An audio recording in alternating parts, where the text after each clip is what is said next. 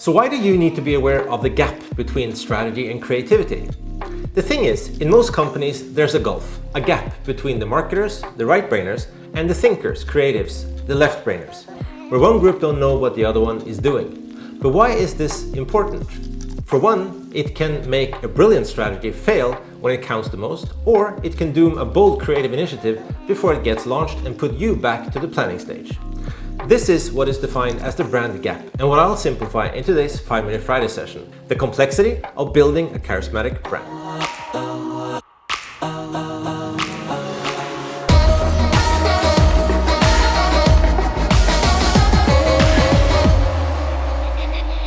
What's up everybody, Arnt Eriksen here with yet another 5-Minute Friday. So I just want to check before we get started with the session, do you A, have a tasty beverage available, B, a notepad to write down ideas and questions during this session, and C, mentally prepared for a few minutes of insight? Yeah? Awesome! Also, if I can ask you a small favor, please consider subscribing to this channel, give it a thumbs up, or smash it if you so desire. Also, leave a comment or talk to me on Twitter or Instagram. It's at Arnt Eriksen everywhere. Okay, let's go. So, how to close the gap between strategy and creativity to make your brand irresistible? As I explained in my previous session, a brand is not a logo, a corporate identity system, or a product. It is a person's gut feeling about the product, service, or company. It is also important to understand that you can't perfect a brand or control it. What you can do is to make sure your company does business in a way your customers understand and appreciate. By doing this consistently, they will develop a gut feeling about your business, and that feeling is your brand. Let me explain. The measure of any company's value lies in the strength of its brand. To get to the point where your business moves from being a company to becoming a brand in a customer's mind, you need to close the gap, the divide between strategy and creativity. In many companies, it is a battle between two camps. The left-brain strategy people, who is in charge, or sales and marketing. These people tend to be analytical, verbal, and logical. Then on the other side, you have the design department, who is populated with right-brain creatives, the ones that have intuitive, emotional, and visual skills. Whenever tension happens between these two groups, you end up with a brand gap. Just ask yourself, have you ever been part of developing a high sophisticated strategy that upon execution just doesn't connect with customers? That's because there's no communication between the two teams responsible for strategy and creativity, meaning the right brain doesn't know what the left brain is doing and vice versa. It is a gap between logic and magic. So, a company with a brand gap can't communicate who they are, so they are unable to build a strong relationship with their customers. And since the customer don't know what to expect, they don't buy into the message from the company. Without a unified brand, your company will have a barrier to the customer and also have a barrier to the competition, which undermines the company on the marketplace. So how to bridge the gap, or at least minimize it? You need to build a charismatic brand. Think about it. Companies like Coca-Cola, Nike, Apple have positioned themselves as brands that display joy, beauty, happiness, and style. The thing all of us strive for in our own lives.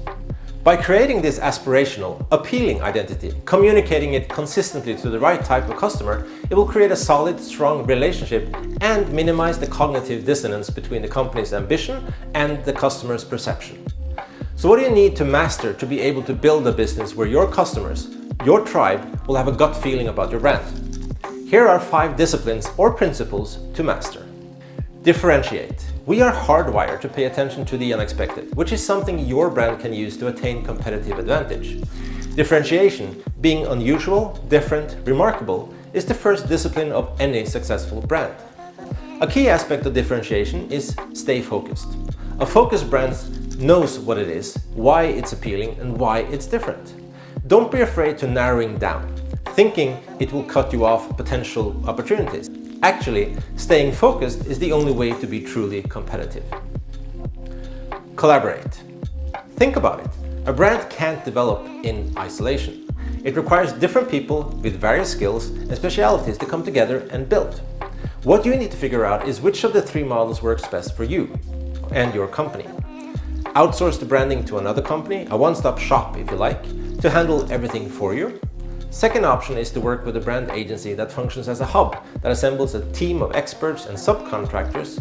Or third option is to create an integrated marketing team, hiring a team of experts to work inside the company, focusing on advertising, identity, product design, strategy, etc. There are pros and cons with all three, but it's worth noting that a model that has proven to be effective is the Hollywood model, where directors, actors, and other specialists come together, make a movie, and when it's done, split up and move on to the next project. Innovate. Wouldn't it be nice to woo your customers with logical arguments, explaining why yours is better than your competitor's products? Unfortunately, that seldom works. Instead, you have to inspire and appeal to their emotions. But to become a leader within your category, you can't just do what everyone else is doing. You have to innovate. You have to zig when everyone else sag. Take advantage of every outlet to innovate your brand. Validate. How can you make sure your brand resonates with the real world and not just in your company's brainstorming sessions? For one, you can do a concept test with at least 10 people outside your company.